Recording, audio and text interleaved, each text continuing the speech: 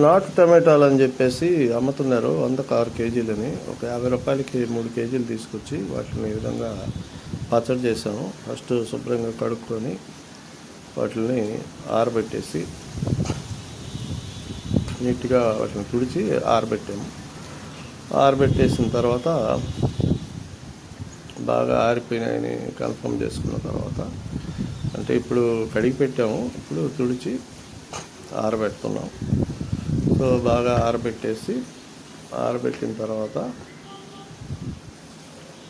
వాటిని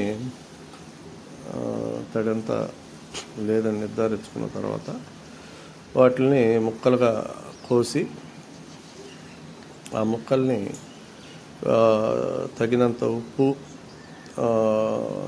పసుపు, నూనె వేసి బాగా వాటిలో ఉండే నీరంతా ఇంకిపోయేదాకా ఈ విధంగా కలిపెడుతూ పొయ్యి మీద, కట్టెల పొయ్యి మీద చేసాము. అంటే అంతకుముందు గ్యాసుల మీద చేసుకునేవాళ్ళము. ఒకసారి టేస్ట్ ఎట్లుంటుందో చూద్దామని చెప్పి కట్టెల పొయ్యి మీద చేసాము.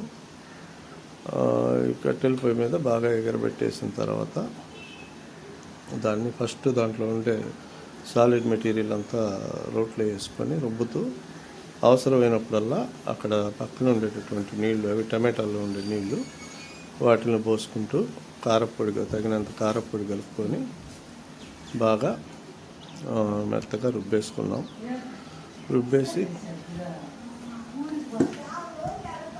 రుబ్బేసుకొని ఈ విధంగా చేసాం.